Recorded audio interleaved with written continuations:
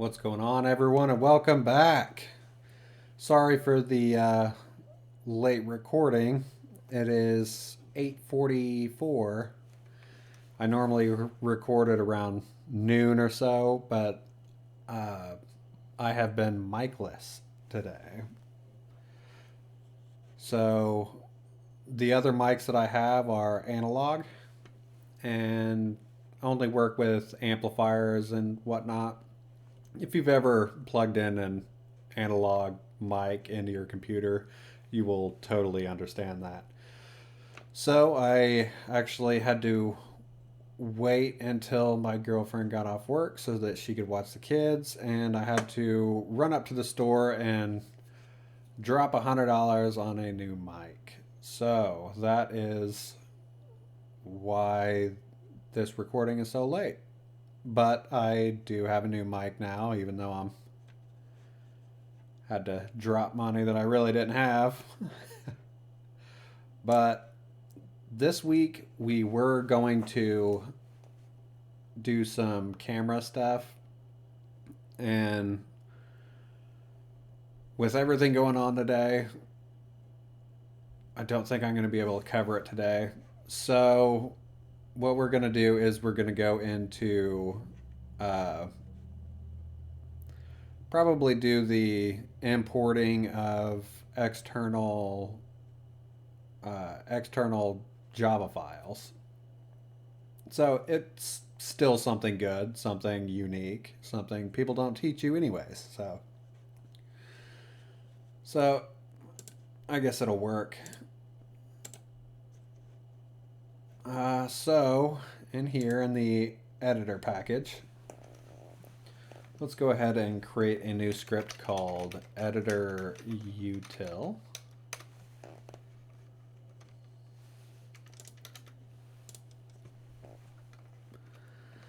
And for here, this will be the utility for things that we're only going to be doing in the editor. So the first thing we actually need to do is we need to get a list of imported classes. So all the classes that we've imported, we just need a list of that. So let's go private static list of logic behavior. And we'll call this imported classes.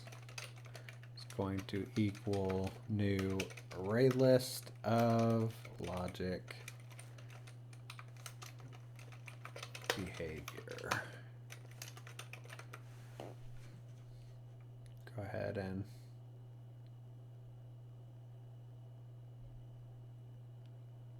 where are you? Why are you being a butthole?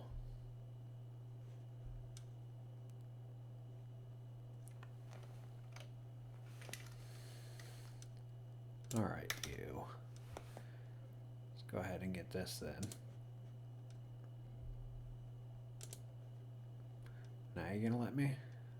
Yep, now it's gonna let me. What kind of stupidness is that? All right, there we go. So now we have a list of imported classes. So now we just need to cache an iterator variable, just because we're going to be iterating through that list anytime we need to grab one of those classes from that list.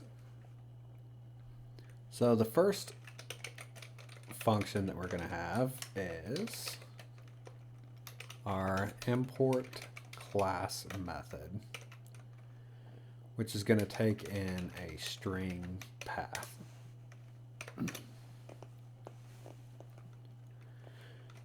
And in this function, we need an input stream, which is going to be equal to null. Let's import that real quick. Now we need to say stream equals new, is that I think it's capital. File input stream, and then pass in the path. Go ahead and import file input stream. This, of course, is going to have to be surrounded. Oh, come on, you.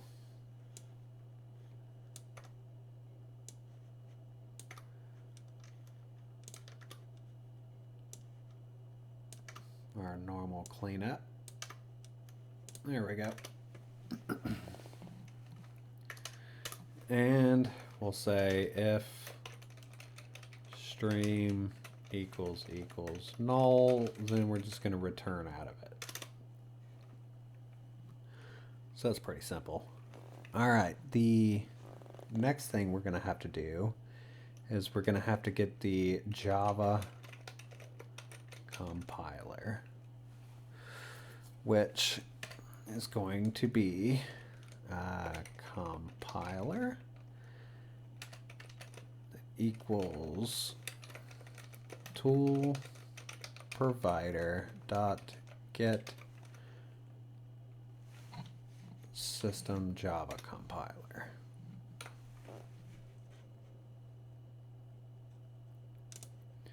We'll import that. And then let's see here. I'm gonna have to separate some things. So let's go string separator. It's going to be system.get property and line.separator.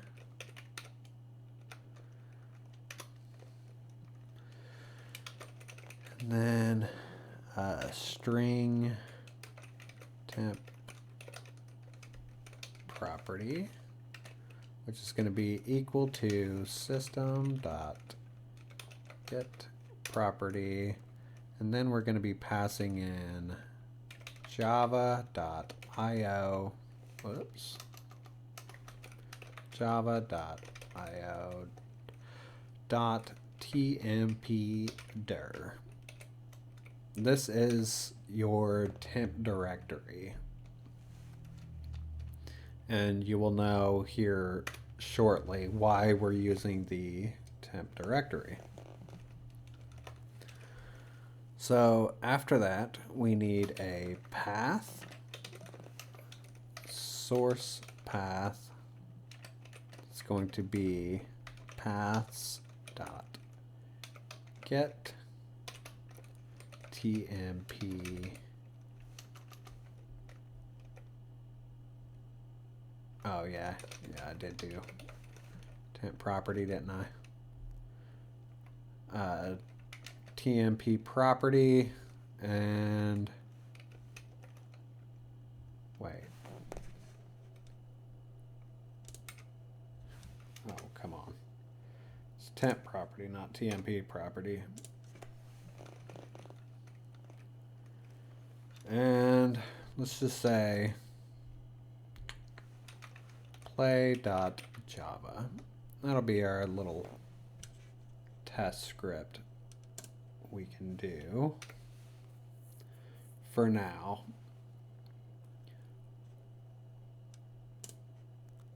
So our test script is just going to be play.java. And later on we will make it dynamic, which imports all of them, because we can take the string and we can split it and all that crap, but I'm not going to deal with that right now because, like I said, this is just a kind of a second option of something to do, and I do not want to run it too long. So next we need a buffered reader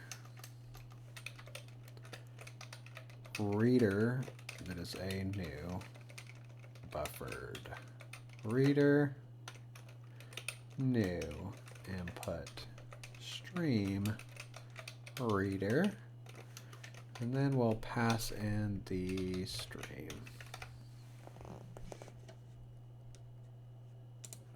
Import these.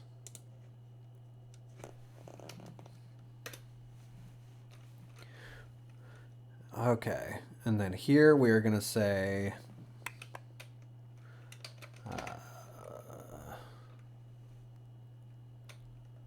let me make sure I got that right.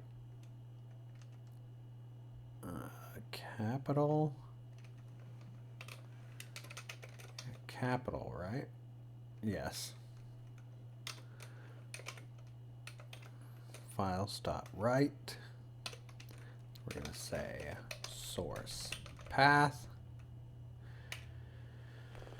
And then we need to pass in reader dot lines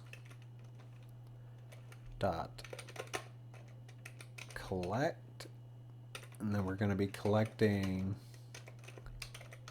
collectors dot joining, and we're going to be joining at the separator. Oh, you douche. Dot get bytes, and we're going to be getting standard char sets dot utf not 16 but 8. We actually don't need this over here.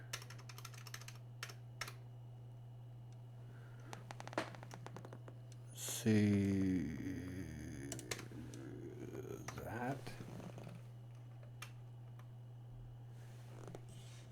Is that right? No, get bytes. Yes.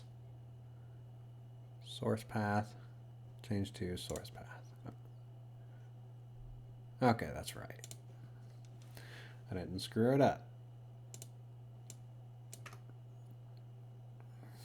Close this crap off.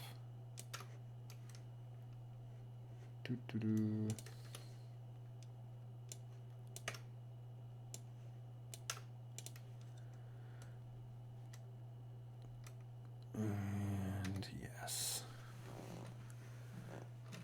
All right, and next we're going to call compiler dot run null null null, and for here we need src path dot to string. All right, there we go. So we don't need an in, an out, or an error. We don't need any of that right now. We may add to it later, but for right now, I really don't care.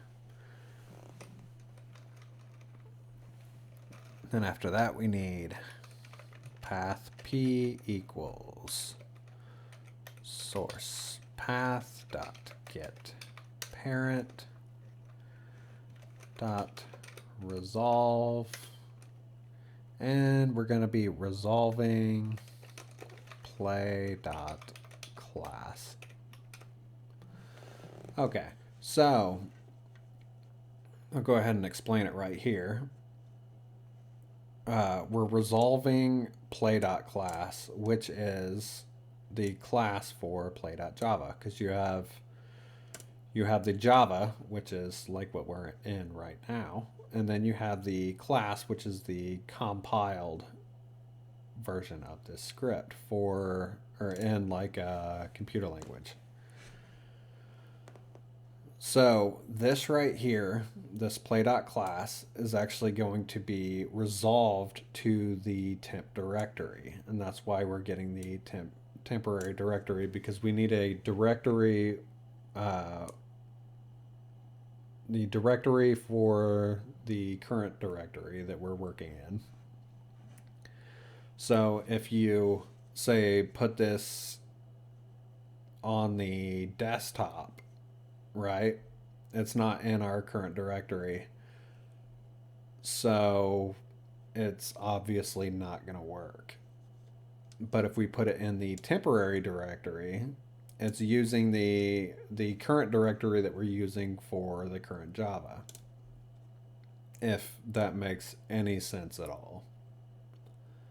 So I'm going to have I don't remember if it changes temp directory if I'm out of the IDE and doing a standalone. I don't remember. We'll check that though later. All right, so the next one we need is we need to get a URL. So let's go URL class URL equals null. Yeah. Because I think we're going to have to do some similar crap. Is it .NET that I need?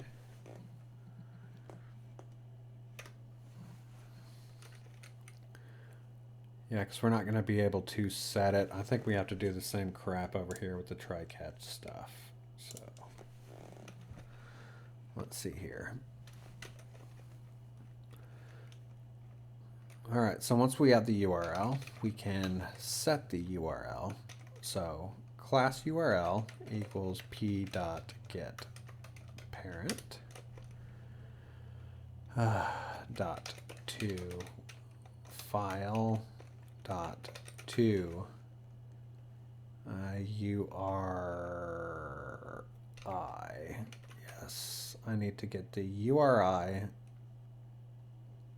and then get the URL. Sorry, this stuff can be a little confusing as well. Surround with try catch.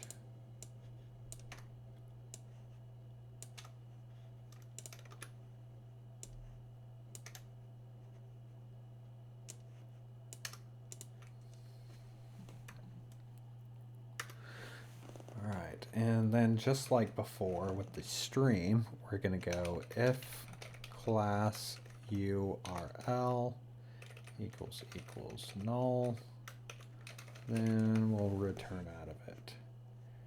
And stupid me put all caps right there. I didn't want to do that because I hate typing caps. Alright, and that ends that. Now we need a URL class loader.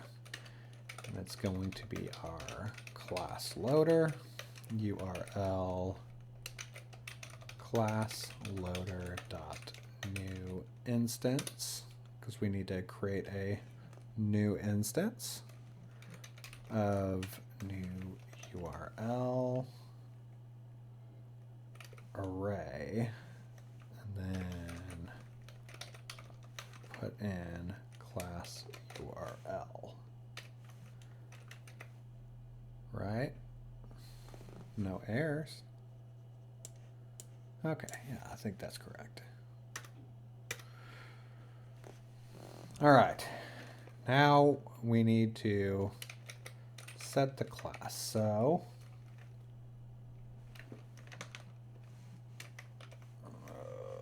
there. I don't know why I couldn't find a question mark.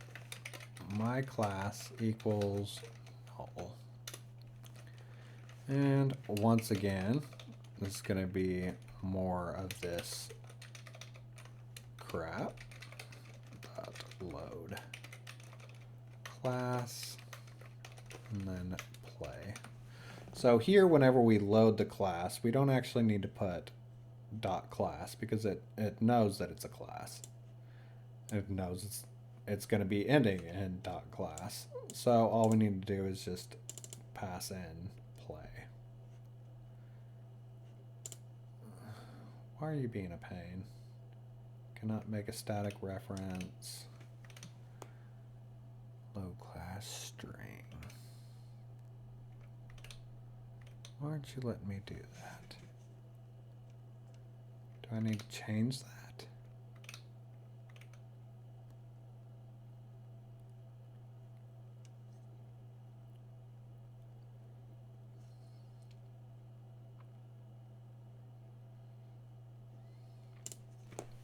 No.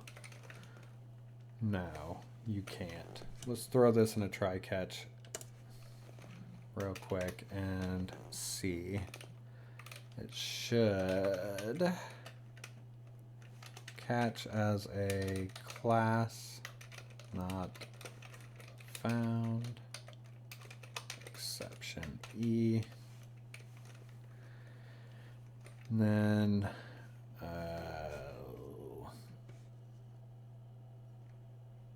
looks like I'm already using E1.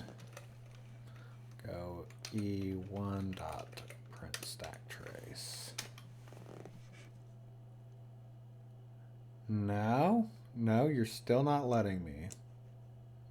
You freaking pain. Alright, give me just a second, guys. And you know what? I was doing it as static. This C needs to be a lowercase because we already variabilized the class loader right here. So I don't know why in the world I was trying to do that, but it's me, so of course I'm going to do something stupid like that. So if my class equals null like before, just return out of it. Now for the logic behavior part. So logic behavior L equals null. Now what we need to do is say L equals logic behavior my class dot get constructor. I don't need that. Dot new instance. And don't need that.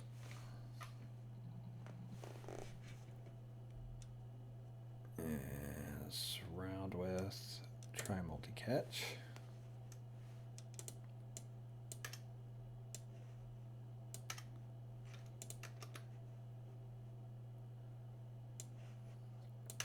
Oh, holy crap, I didn't even realize it had that many catches. Jeez.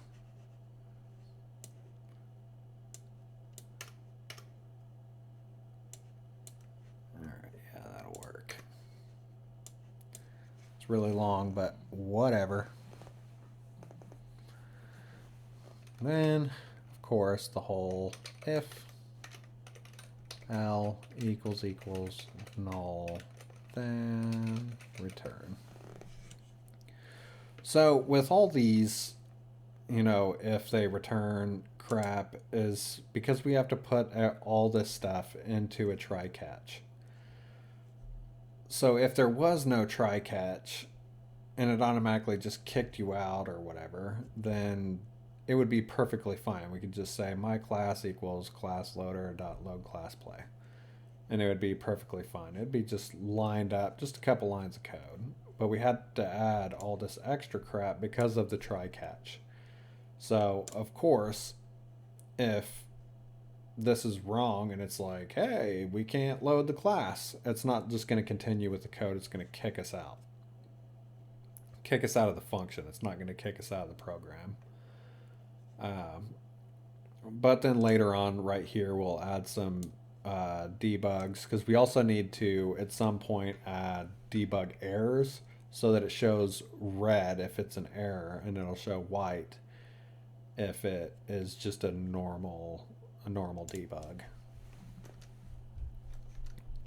And then right here we need to actually add it to the list of classes. So imported classes dot add. Why the crap did I put E? L. Alright, there we go. That is importing a class. So we get the stream, and then we get the compiler. We create a buffered reader, and we begin writing the actual class. Because once we compile the script, we actually need to write the actual class inside of the temp directory, and that's what all this stuff is doing.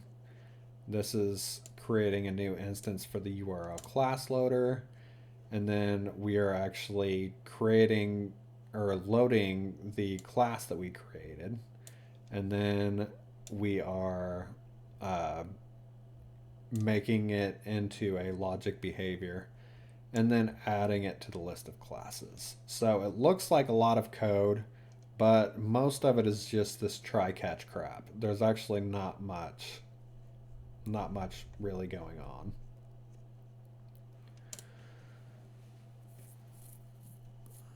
All right, so we just have two more classes. The first one is we need the ability to get a behavior. So public static logic behavior. And then get behavior, string, and name. And then for here, we're just going to be doing our normal simple stuff. So for I equals 0, I is lower than imported classes dot size, and then I plus plus. And then just the really simple stuff, we need to say if imported classes dot get I dot name dot equals name. Then we are going to return imported classes dot get I. And that's all it is. Oh, that needs capital.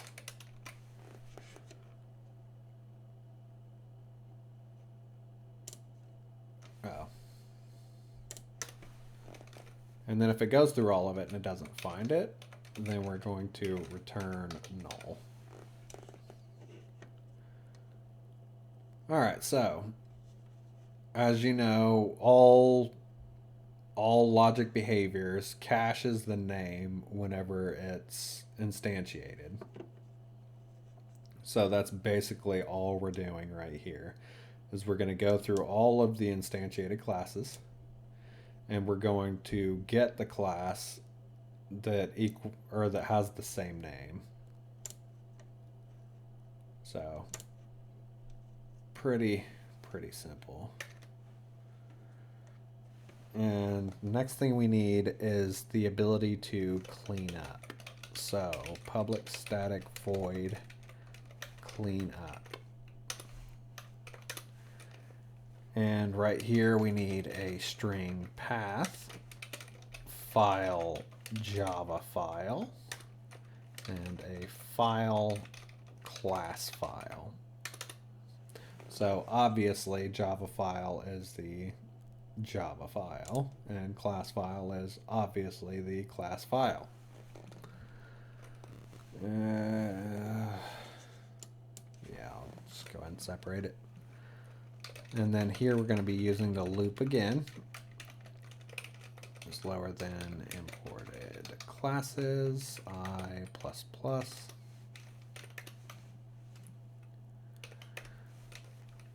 And right here we will actually get the behavior. So L equals imported classes dot get I. And here we'll say path equals L dot get class dot get protection domain dot get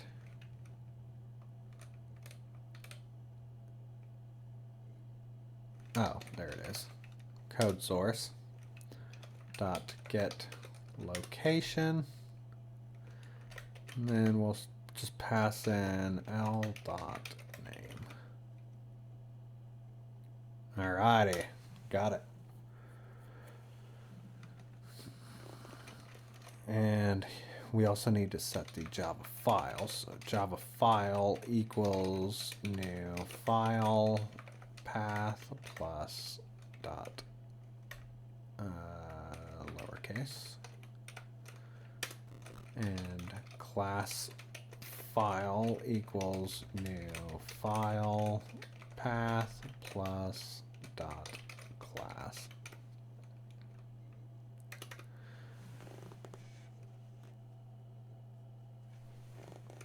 And here I will say Java file dot delete and class file dot delete. So why are you doing that?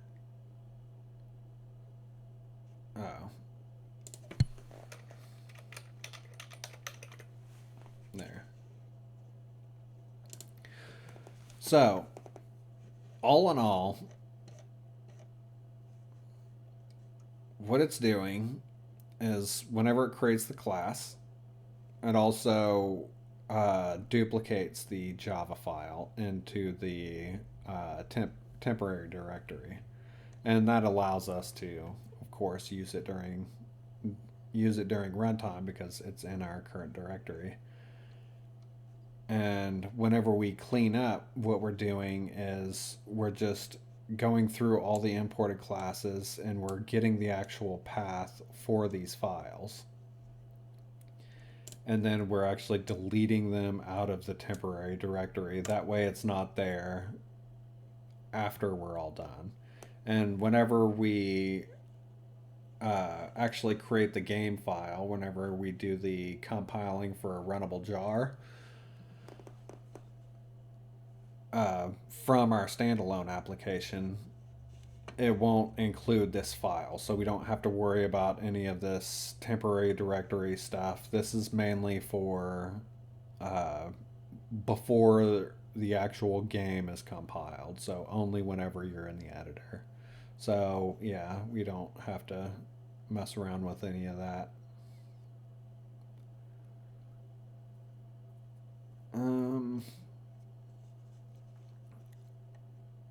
Actually, you know what I need to do right here some other time?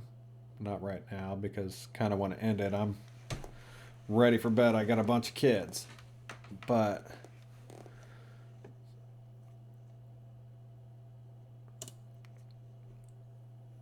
this part is right.